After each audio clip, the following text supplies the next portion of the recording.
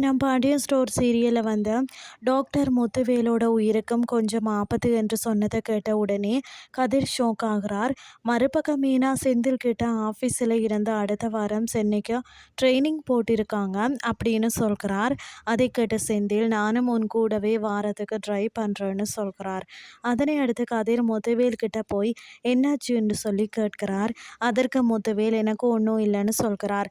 பிறகு கதிர் நான் டாக்டர் கிட்ட பேசிட்டா உங்களுக்கு என்ன பிரச்சனை இருக்கு என்று அவர் சொல்லிட்டாருன்னு சொல்கிறார்.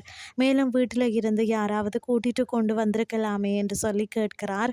அதற்கு முத்துவேல் வீட்டில் இருக்கிறவங்களுக்கு தெரிஞ்சு அவங்க எல்லாரும் அழுகிறதுக்கா என்று சொல்கிறார். அப்படியே 2 பேரும் கொஞ்ச நேரம் கதைச்சு கொண்டிருக்கிறார்கள்.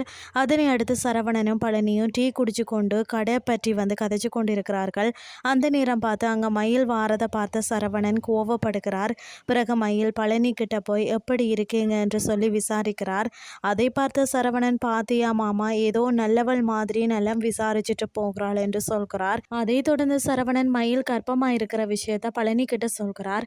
அதை கேட்ட பழனி உண்மையா அந்த பிள்ளை கர்ப்பமாக இருக்கலாம் என்று சொல்கிறார். இதுதான் இன்றைய நாளுக்கான எபிசோட். அடுத்த எபிசோட்ல என்ன நடக்க போகுதுன்னு சொல்லி பொறுத்திருந்து பார்க்கலாம்.